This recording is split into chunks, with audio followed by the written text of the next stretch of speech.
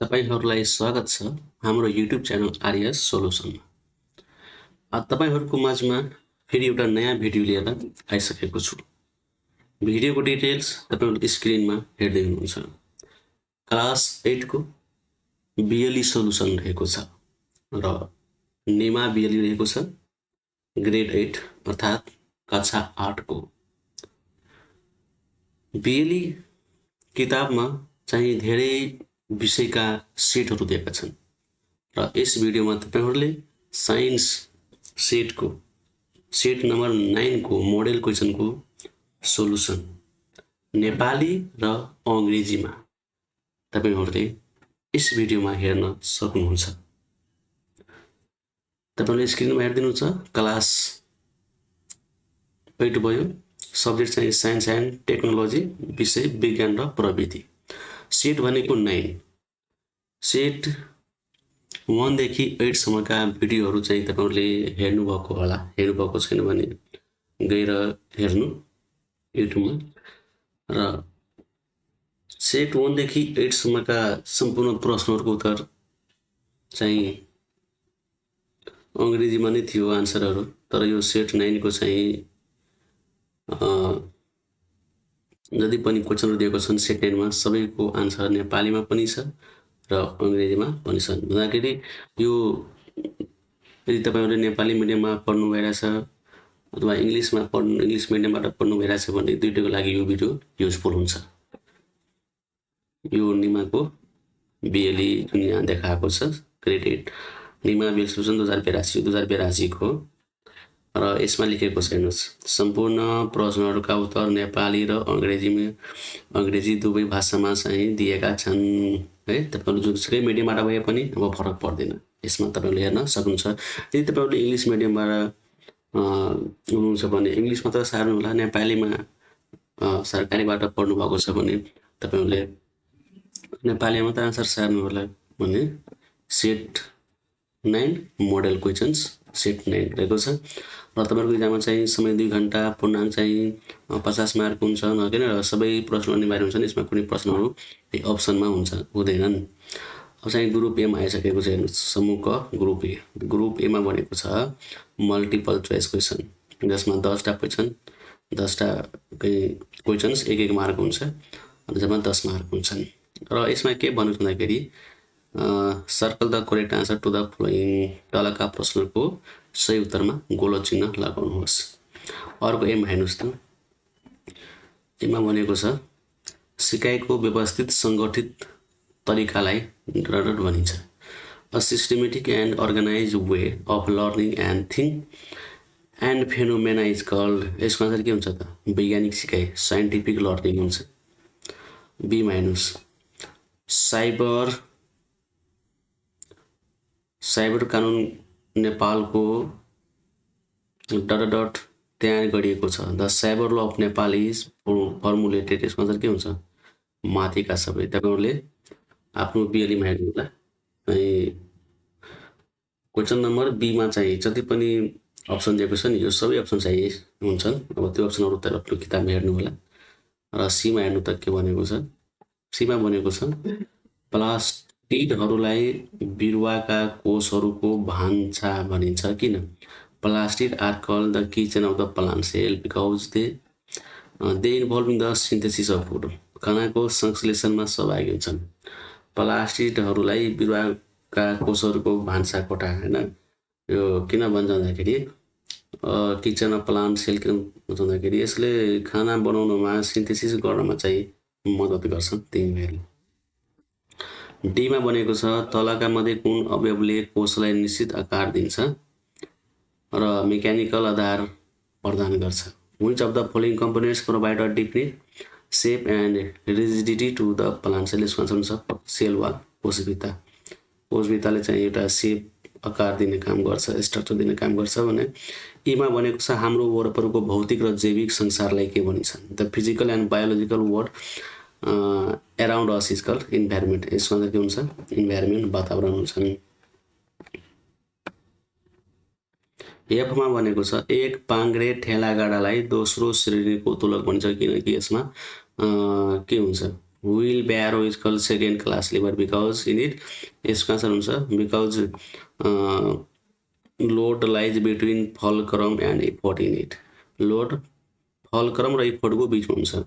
अब यहाँ एक पाङ्ग्रे ठेलागाडा होइन एक पाङ्ग्रे ठेलागाडालाई किन दोस्रो श्रेणीको तोलक भनिन्छ थर्ड क्लास लिभर किन भन्छ सरी सेकेन्ड क्लास लिभर किन भन्छ सेकेन्ड क्लास लिभर भन्ने बित्तिकै के हुनुपर्छ कि सेकेन्ड क्लासमा चाहिँ बिचमा चाहिँ लोड आउँछ सेकेन्डको बिचमा के आउँछ लोड आउँछ सेकेन्ड लोड सेकेन्ड भन्यो भने सेकेन्ड क्लास लिभर भन्यो भने बिचमा चाहिँ लोड आउँछ है फर्स्ट क्लास भन्यो भने बिचमा फलक्रम हुन्छ।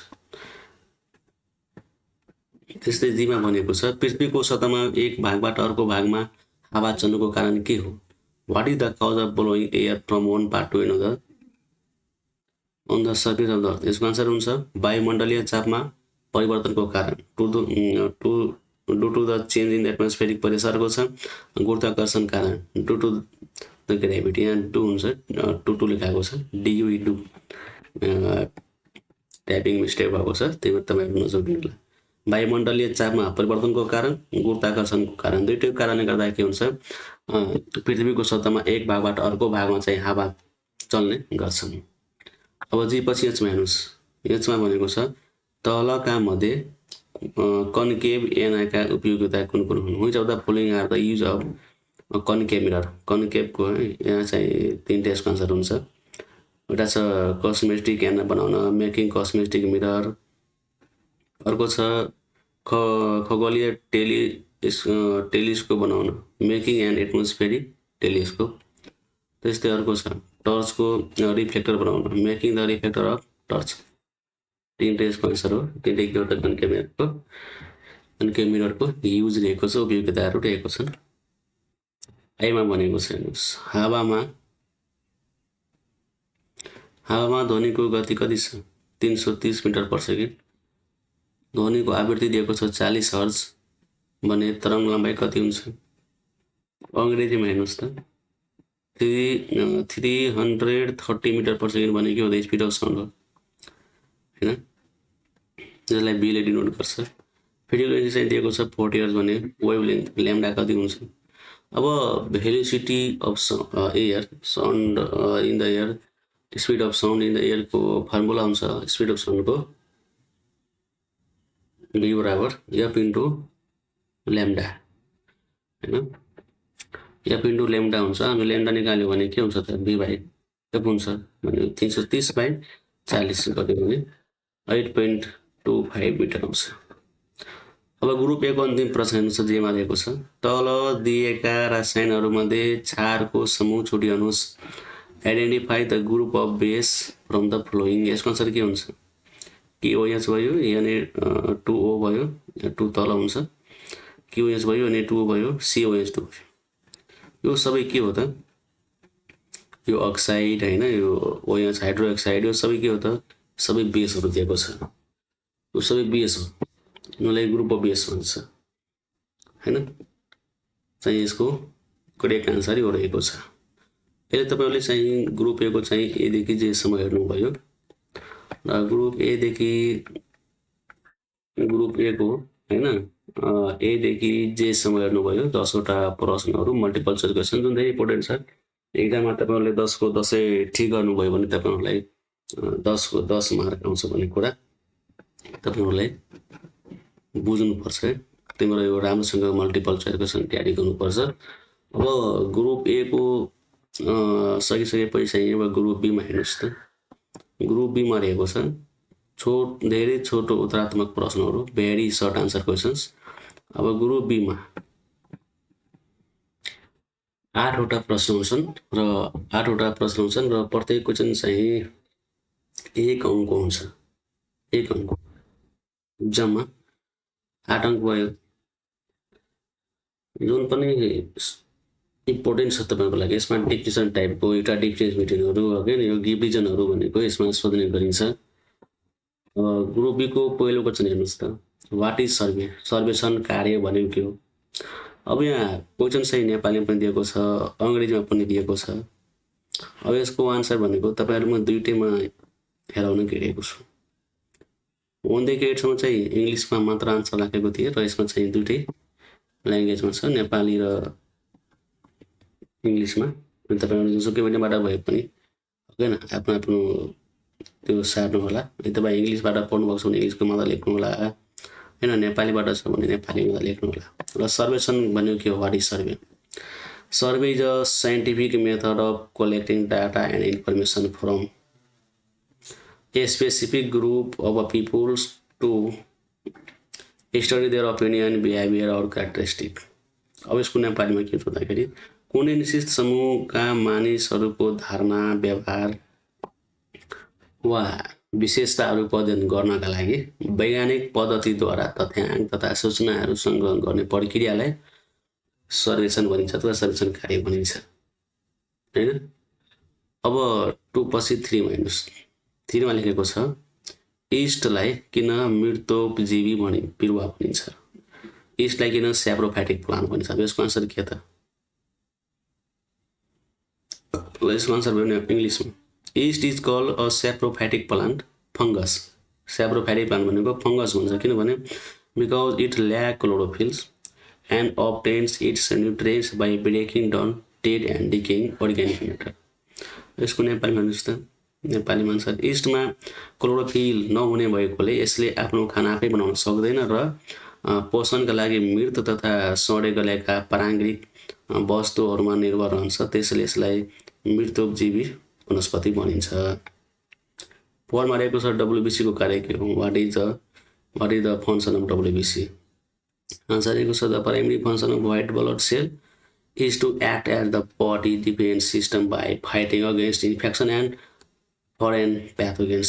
सेतो रक्त कोषको मुख्य कार्य शरीरमा प्रवेश गर्न, रोगका कीटाणुहरू र बाहिरी हानिकारक तत्त्वहरू विरुद्ध लडेर शरीरको प्रतिरक्षा प्रणाली डिफेन्स सिस्टमको रूपमा कार्य गर्नु हो। यो थियो क्वेसन नम्बर 4। क्वेसन नम्बर 5 मा रहेको छ थर्मस भनेको के हो? What is thermos? यसको आन्सर के हो त? आन्सर रहेको छ a thermos is a double walled storage vessel design to keep its content hotter or cold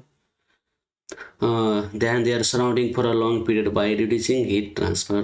अब यसको नेपालीमा आन्सर हेर्नुहोस्। थर्मसको ताप प्रसारणको दरलाई कम गरी भित्र राखिएका वस्तुहरूलाई बाहिरी वातावरणको तुलनामा लामो समयसम्म तातो वा चिसो बनाइराख्नका लागि विशेष रूपले बनाएको दोहोरो भित्ता भएको भाँडोलाई थर्मस भनिन्छ।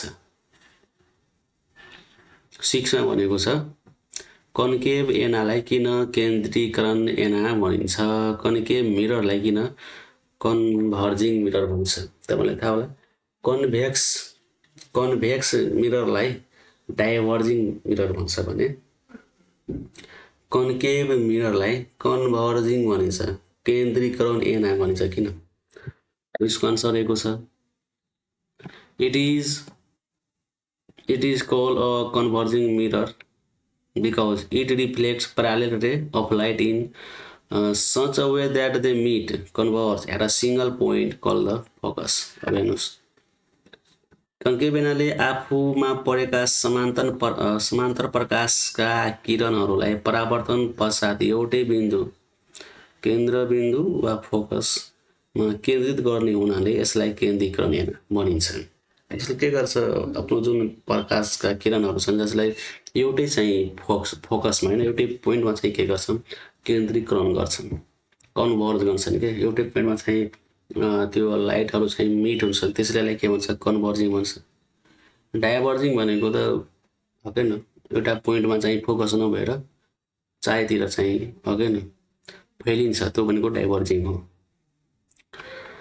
अब क्वेसन 6 पछि 7 मा रहेको छ एउटा विद्युत परिपथमा राखेको एमसिबीले के कार्य गर्छ? What is the function of MCB kept in an electric circuit? एमसिबीको फङ्सन के हो त? एमसिबी भनेको मिनिएचर सर्किट ब्रेकर हो। कहिलेकाहीँ एमसिबीको फुल फर्म पनि सोधिन्छ। एमसिबीले के गर्छ भन्दाखेरि an MCB automatically break the electrical circuit during the overload or short circuit to prevent electrical fire and damage to appliances. यसको नेपालीमा हेर्नुहोस्, विद्युत परिपथमा ओभरलोड, अत्याधिक भार वा सर्ट सर्किट हुँदा सम्भावित आगलागी र विद्युतीय उपकरणहरूमा हुने क्षतिलाई रोक्नका लागि विद्युत प्रवाहलाई स्वतः विच्छेद गर्ने सुरक्षात्मक काम गर्दछ। अब 8मा हेर्नुहोस्, 8मा भनेको छ प्रकृतिमा पाइने सबै तत्त्वहरू नियोन जस्तै निष्क्रिय भइदिएको भए के हुन्थ्यो होला? What would happen if all the elements found in nature were inert like neon? अब नियन चाहिँ आफै एउटा निष्क्रिय हो कि तत्त्व हो, निष्क्रिय हो यो। यसलाई इनर्ट पनि भनिन्छ होइन, इनर्ट एलिमेन्ट हो यो। अब नियन जस्तै सबै इलिमेन्टहरू होइन, एलिमेन्ट भन्ने बित्तिकै कुन कुन इलिमेन्टहरू चाहिँ सोलिड स्टेटमा पनि हुन्छ, लिक्विड स्टेटमा पनि हुन्छ र केही चाहिँ ग्यास स्टेटमा पनि हुन्छ होइन। अब सोलिड, लिक्विड, ग्यास, अब तिनले भनेको के हो त? इलिमेन्टका स्टेटहरू भयो। अब मानौँ सबै इलिमेन्टहरू त अक्सिजन पनि ग्यास हो, यो पनि एलिमेन्ट हो। आइरन पनि के हो त? सोलिड स्टेटमा छ, यो पनि एलिमेन्ट हो। र सबै एलिमेन्टहरू नियन जस्तो इनर्ट भइहाल्यो, निष्क्रिय। इनर्ट भनेको निष्क्रिय होइन, निष्क्रिय भइहाल्यो भने यो प्रकृतिमा चाहिँ के हुन्छ त?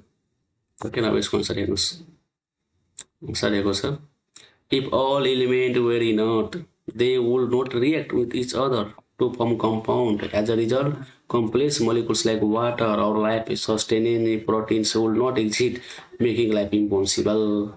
यसको नेपालीमा हेर्नुहोस्, यदि प्रकृतिमा पाइने सबै तत्त्वहरू नियोन जस्तै निष्क्रिय भइदिएको भए तिनीहरू बीच रासायनिक प्रतिक्रिया भई यौगिकहरू बन्ने थिएनन्। अब हेर्नुहोस्, यो निष्क्रिय भइहाल्यो भने, अब निष्क्रिय भनेको इनएक्टिभ, एक्टिभ छैन। निष्क्रिय भनेको केही पनि गर्दैन यसले होइन, मरेको जस्तै। निष्क्रिय भइहाल्यो भने के हुन्छ? रासायनिक प्रतिक्रिया भई यौगिकहरू बन्दैन होइन, रिएक्सन हुँदैन र कम्पाउन्डहरू चाहिँ बन्दैन। अनि फलस्वरूप पानी जस्ता जटिल अणुहरू जीवन सञ्चालनका लागि आवश्यक प्रोटिनको अस्तित्व रहने थिएन, जसले गर्दा पृथ्वीमा जीवन असम्भव हुने थियो होइन। पुरै स्पष्ट सँग लेखिएको छ। जस्तै पानी बनेको छ हाइड्रोजन र अक्सिजन मिलेर, र हाइड्रोजन अक्सिजन सबै इनएक्टिभ छ, एक्टिभ छैन, किन इनर्ट भइहाल्यो, निष्क्रिय भइहाल्यो भने के हाइड्रोजन अक्सिजन एक आपसमा त्यो रासायनिक प्रतिक्रिया भएर के यो पानी बन्थ्यो त? पानी बन्दैन थियो। पानी बनेन भने हामी के पिउने त? होइन, प्रोटिन बनेन भने हामी कसरी बाँच्ने? पानी बिना हामी बाँच्न सक्दैनौँ भनेको लाइफ इम्पोसिबल हुन्छ पृथ्वीमा भने यहाँ लेखिएको छ, त्यो कुरा बुझ्नुपर्छ है। Life sustaining proteins will be not easy to make life impossible हुन्छ। अब हेर्नुहोस् 9मा रहेको छ है, ग्रुप बीको अन्तिम प्रश्न, क्वेसन नम्बर 9मा पुच्छ्रे ताराहरू धेरै वर्षको अन्तरालमा मात्र देखा पर्छन् किन? Comets are seen only after the interval of many years. यो धेरै इम्पोर्टेन्ट क्वेसन हो, धेरै बारम्बार इक्जाममा सोध्ने गर्छ। कोमेन्ट्सलाई नेपालीमा पुच्छ्रे तारा भन्छ। पुच्छ्रे तारा भनेको यसको नाम छ पुच्छ्रे तारा भनेको यस्तो तारा जुन पुच्छर जस्तो हेरिन्छ, तर यो वास्तवमा यो तारा होइन होइन, तर हामीलाई कहीँ पुच्छर जस्तै होइन लामो बलि राखेको जस्तो हेराउँछ भने यसलाई पुच्छ्रे तारा भन्छ। तर यहाँ प्रश्न रहेको छ कि कोमेट्सलाई अर्थात् पुच्छ्रे तारालाई ताराहरू धेरै वर्षको अन्तरालमा मात्र देखा पर्छन् होइन, after interval of many years, धेरै वर्षको अन्तरालमा धेरै वर्षपछि मात्र देखा पर्छन्। यस्तो कारण के हो त? यसको आन्सर दिएको छ हेर्नुहोस्, comets are seen at a long interval because they follow highly elliptical orbit that make them very far from the sun, only becoming visible when they occasionally travel into the inner solar system. नेपालीमा हेर्नुहोस्, पुच्छ्रे ताराहरू सूर्यको वरिपरि घुम्दा र अत्यधिक दीर्घ वृत्ताकारको highly elliptical अर्बिटमा परिक्रमा गर्ने हुनाले तिनीहरू सूर्यबाट धेरै टाढा पुग्छन्। कारण त्यही दिएको छ, सबैको आफ्नो आफ्नो अर्बिट हुन्छ क्या। जस्तै 8वटा प्लानेट छ र सबै प्लानेटको अर्बिट छ। कुनै प्लानेटको अर्बिट सनभन्दा नजिक छ, जस्तै मर्करीको नजिक छ, योभन्दा टाढा भनेको भेनसको छ, योभन्दा पनि टाढा भनेको अर्थको छ, सबभन्दा टाढा भनेको प्लानेटहरू मध्ये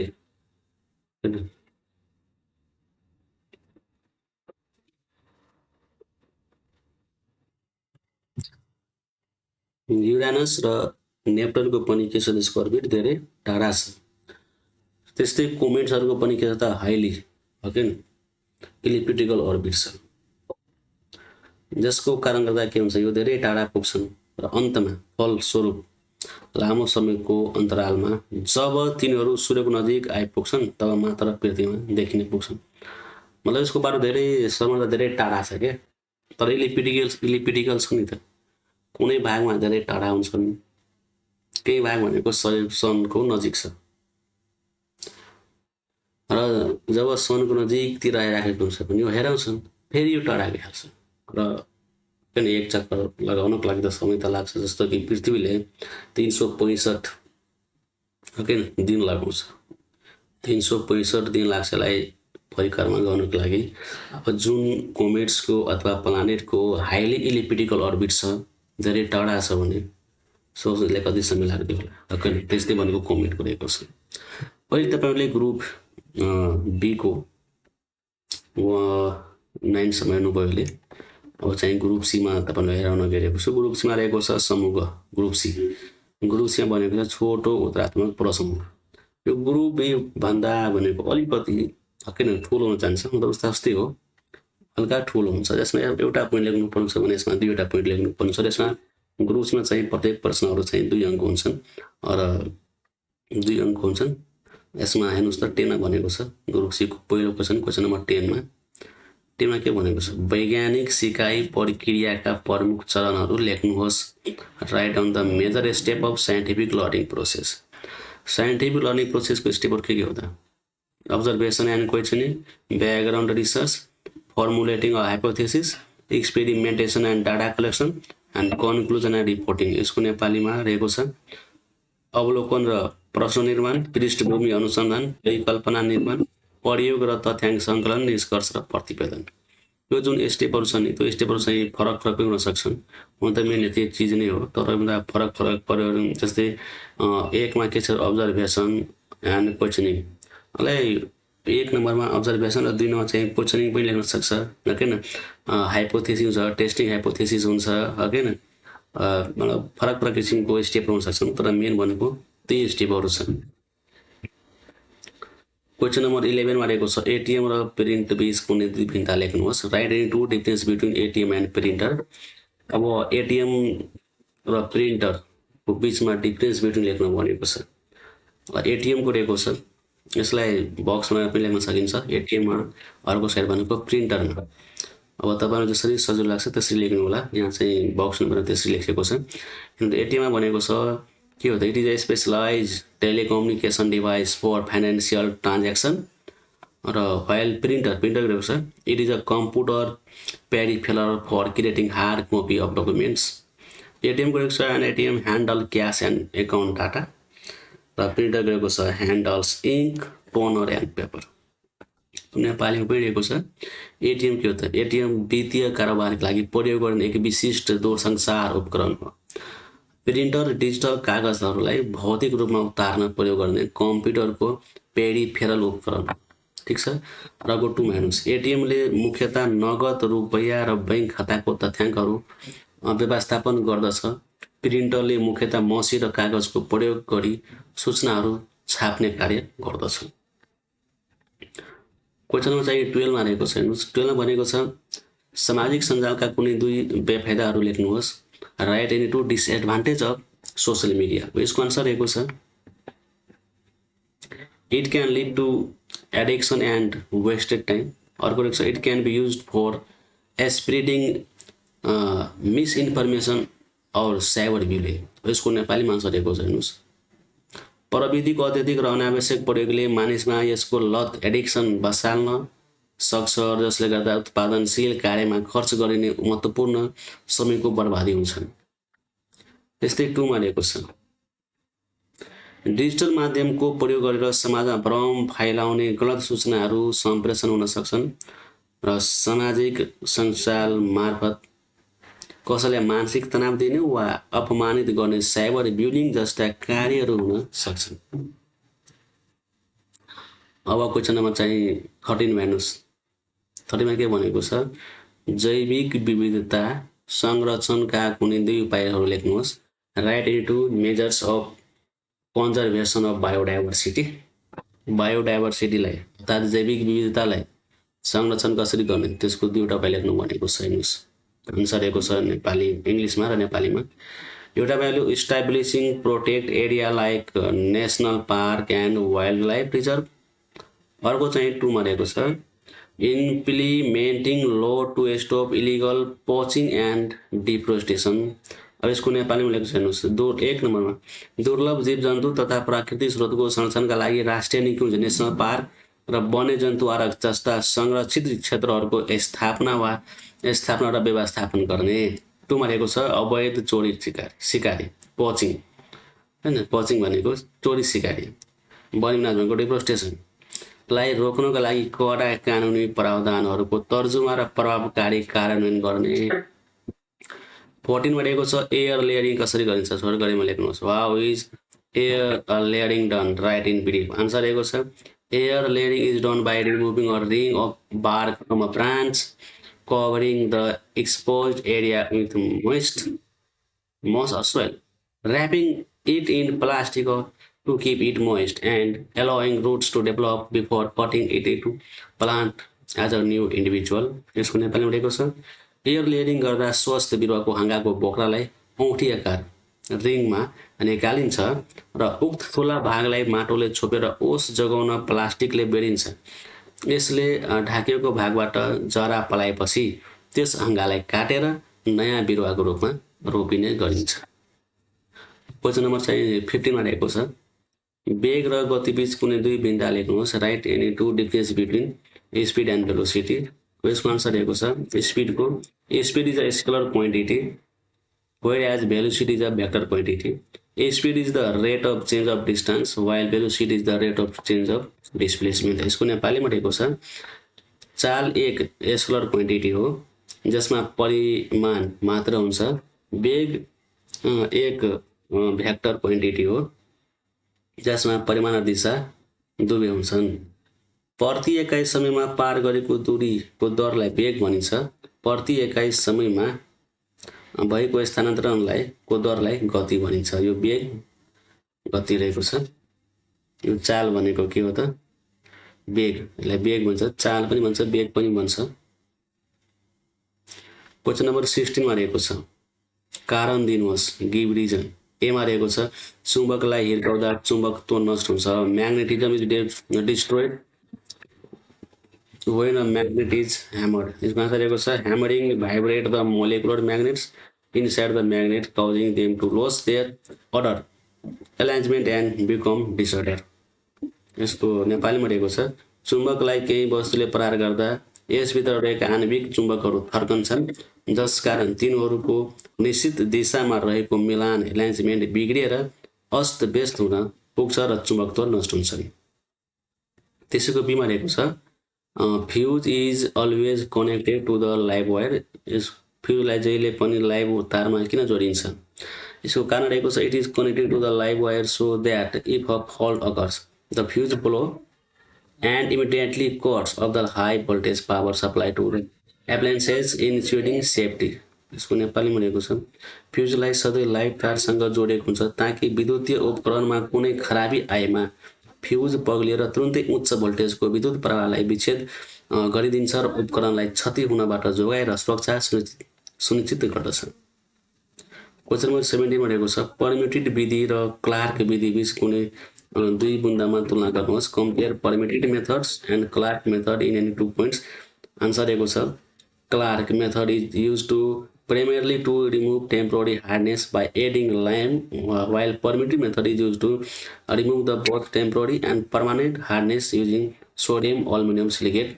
2 मा रहेको छ Clark method involve a chemical precipitation reaction whereas the permitted method involves an ion exchange process। नेपालीमा रहेको छ क्लार्क विधि मुख्यतः चुनको प्रयोग गरी पानीको अस्थायी कडापन हटाउन प्रयोग गरिन्छ। परम्युटेड विधि सोडियम अल्युमिनियम सिलिकेट को प्रयोग गरी पानीको अस्थायी र स्थायी दुवै प्रकारका कडापन हटाउन प्रयोग गरिन्छ। क्लार्क विधिमा रासायनिक अवक्षेपन केमिकल प्रिसिपिटेसनको प्रयोग अपनाइन्छ र परम्युटेड विधिमा आयन विनिमय आयन एक्सचेन्जको प्रक्रिया अपनाइन्छ। ग्रुप सी पछि ग्रुप डीमा आइसकेको छु। ग्रुप डीमा भनेको छ लामो ऊतात्मक प्रश्नहरू, लङ आन्सर क्वेसन, जसमा 4 वटा प्रश्न हुन्छ र प्रत्येक प्रश्न चाहिँ 4 अङ्कको हुन्छन्। ग्रुप डी को पहिलो क्वेसन नम्बर 18 भनेको छ जीवकोशमा पाइने न्युक्लियसको बनोट सचित्र वर्णन गर्नुहोस्। Describe the structure of nucleus of cell with a लेभल फिगर। सुरुमा चाहिँ पिक्चर नै यसमा राखिदिएको छु, ओके न। यहाँ स्ट्रक्चर अफ न्युक्लियस अफ सेलको ओके न फिगर चाहिँ त्यसको बारेमा चाहिँ लेख्नु भनेको छ। मैले पिक्चर त हेरिसक्नुभयो र पिक्चर हेरिसकेपछि यहाँ लेखेको छ है, nucleus is the master control centre of the cell. It consist 4 main parts. यसको 4वटा पार्ट हुन्छ। एउटा भनेको न्युक्लियर मेम्ब्रेन, ओके न। अर्को भनेको न्युक्लियोप्लाज्म, न्युक्लियोलस, क्रोमाटिन थ्रेड, ओके न। अब सबैको बारेमा चाहिँ यहाँ लेखिएको छ। अर्को चाहिँ यसको नेपालीमा हेर्नुहोस्। न्युक्लियसलाई कोषको नियन्त्रण केन्द्र मानिन्छ। यसका मुख्य 4 भागहरू तलका हुन्। अब तल के दिएको छ हेर्नुहोस्। न्युक्लियर मेम्ब्रेन, अर्को भनेको न्युक्लियोप्लाज्म, न्युक्लियोलस, अर्को भनेको क्रोमाटिन धागो। जस्तै कि क्रोमाटिन धागो लेखेको छ। यो न्युक्लियसभित्र रहेका धागो जस्ता मसिना संरचनाहरू हुन् जसमा वंशानुगत गुण बोक्ने तत्त्वहरू रहेका छन्। जस्तै यहाँ सबैको लेखिएको छ। यो हेरिसकेपछि चाहिँ त्यसको अर्को क्वेसन रहेको छ 19 भनेको छ भिन्नता लेख्नुहोस्। डिफरेन्स बिट्विन भनेको छ रिजेनेसन र फ्र्यागमेन्टेसनको।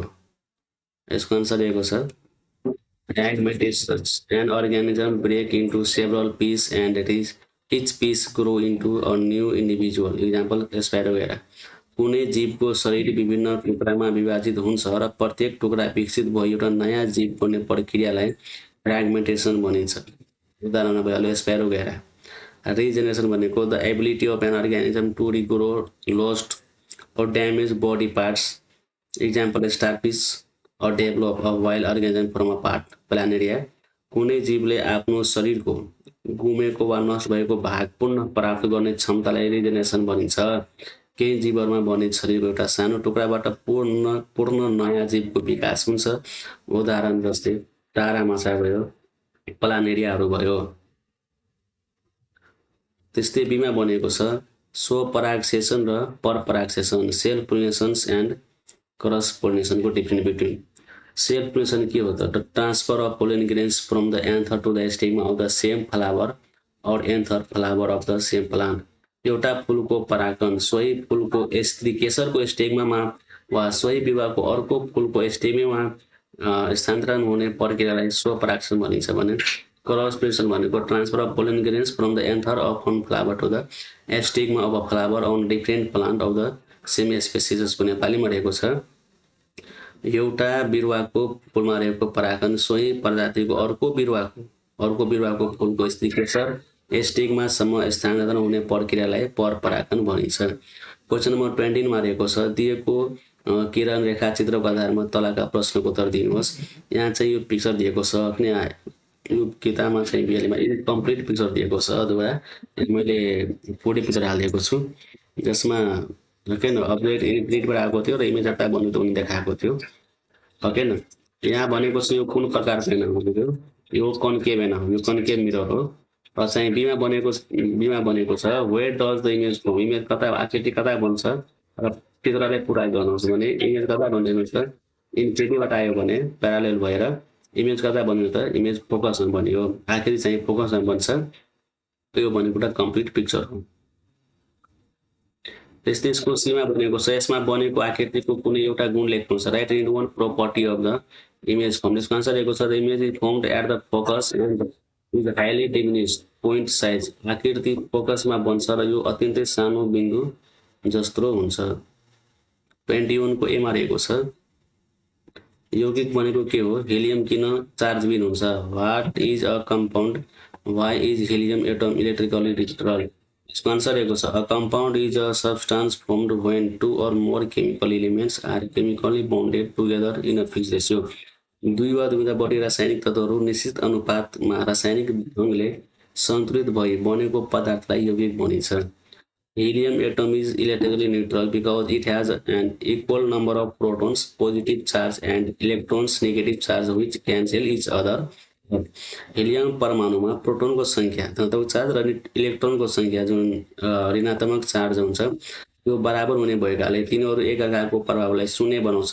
त्यसैले हेलियम परमाणु विद्युतीय रूपले चार्जविहीन हुन्छन्। 21 को बी मा रहेको छ, दिएको तालिकाको आधारमा सोधिएका प्रश्नहरूको उत्तर दिनुहोस्। Study the given diagram and answer the questions asked. यो डायग्राम दिएको छ, यो ए मा चाहिँ 2 8 र यहाँ 1 देखाएको छ भने बी मा 2 8 दिएको छ खाली दिएको छ र सी मा 2 8 3 दिएको छ।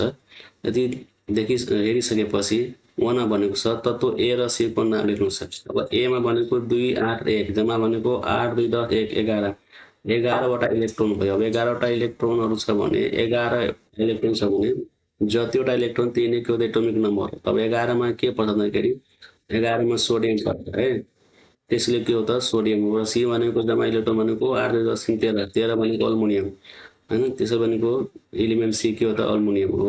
यसलाई नेपालीमा लेखेको छ तत्व जुनमा 2 8 1 दिएको छ त्यो भनेको सोडियम हो र जुनमा सी मा भनेको 2 8 3 दिएको छ जसलाई जोड्यो भने 13 हुन्छ, यो अल्मुनियम हो।